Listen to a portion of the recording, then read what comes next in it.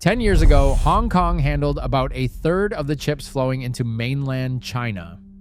This year, that share crossed half, not a modest bump, a structural shift, right in the middle of the strictest chip export regime Washington has ever built.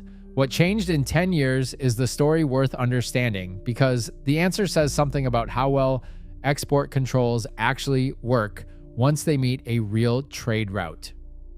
Bloomberg published this analysis on July 2nd, based on a review of official customs data covering the first 5 months of 2026.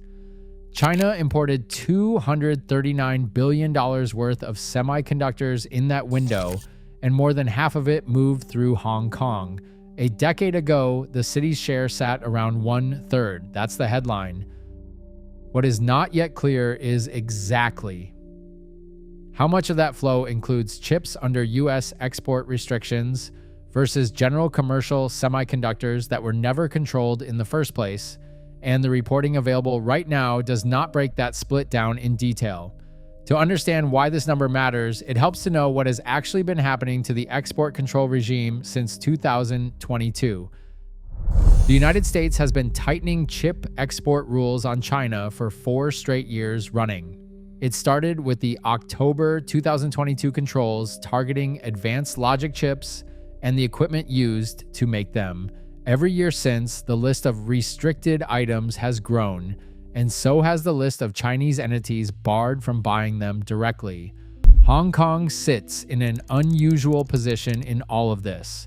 It is part of China under the one country, two systems framework, but for decades it operated under separate trade and customs rules, a legacy of its history as a free port going back well over a century. Chips destined for the mainland have long passed through Hong Kong on their way in, the same way goods of every kind have moved through the city for generations. Think of it less as a hidden back door and more as the widest, best-equipped door that happened to already exist before any of these restrictions were written. A back door implies the route was built to evade something. A wide-open front door that predates the restrictions is a different problem entirely, and arguably a harder one to close. Hong Kong's advantage here isn't secrecy, it's infrastructure. The city runs one of the busiest container ports on the planet, alongside a free trade zone status that lets goods transit with far less friction than they'd face clearing customs directly on the mainland. Chips arriving from Taiwan, South Korea, or the United States can land in Hong Kong, change hands or change paperwork, and continue on to Shenzhen or Guangzhou within days. None of that machinery was built to move restricted semiconductors specifically. It was built decades ago to move everything. And restricted semiconductors are simply the newest cargo running through an old, efficient system. This is a commercially active, fully operational trade corridor, not a theoretical pathway. The volume Bloomberg documented is moving right now. So the question becomes straightforward. If the front door on the mainland keeps getting smaller, why does this particular side door keep getting wider? This is where the verification gets honest rather than tidy. The $239 billion figure and the crossover from a third to 1/2 currently comes from one source. No other outlet has independently confirmed those exact numbers yet, and this video is going out before that confirmation has had time to happen. That is worth saying plainly, because this channel's entire premise is that every claim gets traced to a named outlet and a date, and right now that outlet is one, not two. What can be said with more confidence is the broader pattern surrounding it. U.S. authorities have opened multiple prosecutions this year alone over chips reaching China through intermediary routes.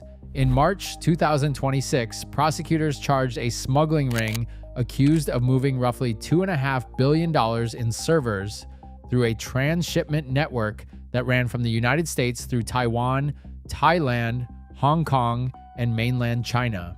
Just weeks ago, Taiwanese authorities raided the local offices of Super Micro as part of a separate, ongoing investigation into chips allegedly routed toward China through falsified paperwork. Neither of those cases proves the new $239 billion figure is accurate. What they do show is that enforcement agencies already treat Hong Kong and its neighboring transshipment points as a persistent weak point in the system independent of this new data. That existing pattern is what makes the timing of this report notable, even before a second source lines up behind it. As for how Washington and Beijing are reacting to this specific number, there is not much to report yet, because it is simply too fresh. The story went live within the last day, and neither the Bureau of Industry and Security nor Chinese trade officials have issued any public response tied directly to it. What is known is the broader enforcement posture heading into this. Congress approved a budget increase for the Bureau of Industry and Security for this fiscal year, with funding specifically earmarked for semiconductor-related enforcement work. The agency has treated in-country transfers and disguised end users as a top priority for well over a year now, tracking cases where controlled chips get relabeled, rerouted through third countries, or shipped to buyers who do not match the paperwork. Trade researchers who track transshipment risk have flagged Hong Kong and Southeast Asian intermediary hubs as the weakest link in the export control chain for over a year now, well before this specific dataset surfaced. Their argument has consistently been the same one this data seems to support. Screening systems are built to check whether paperwork exists, not whether the paperwork matches reality. A shipment with a clean certificate and a plausible buyer clears the same checkpoint as a shipment that never had any legitimate destination at all. If the Hong Kong figures hold up under scrutiny, they are likely to become part of that ongoing enforcement conversation rather than stand alone as a single anomaly.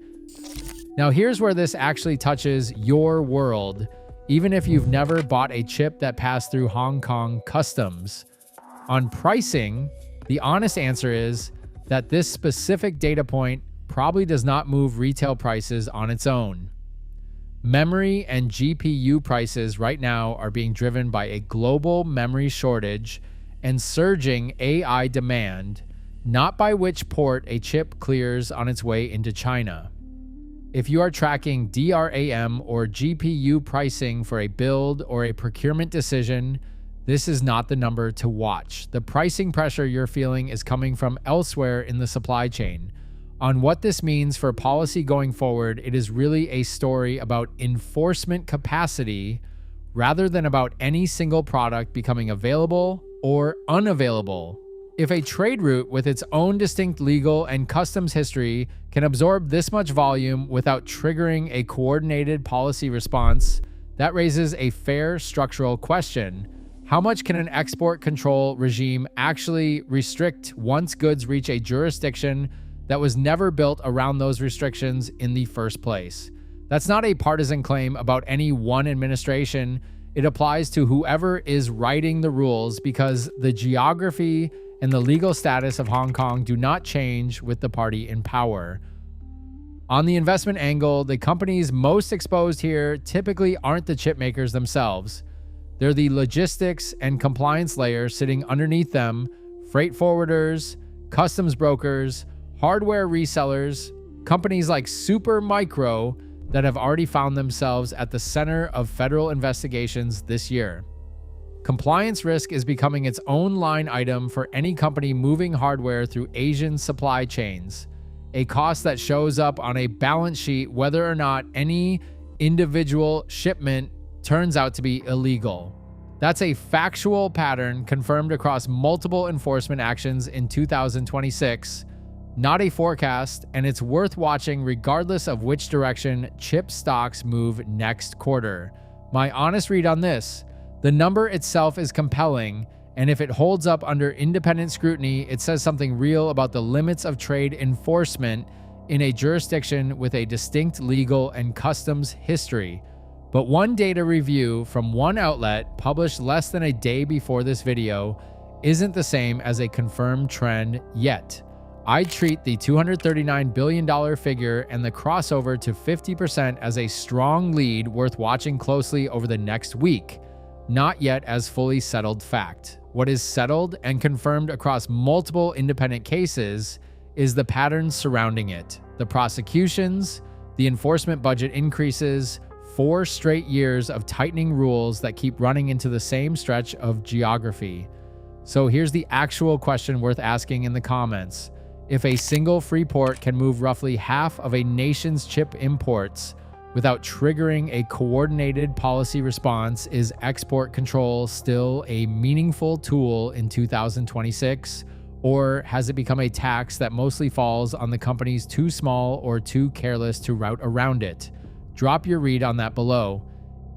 If you want chip industry coverage that tells you clearly when a number is confirmed and when it's still standing on one source, subscribe to Silicon Brief.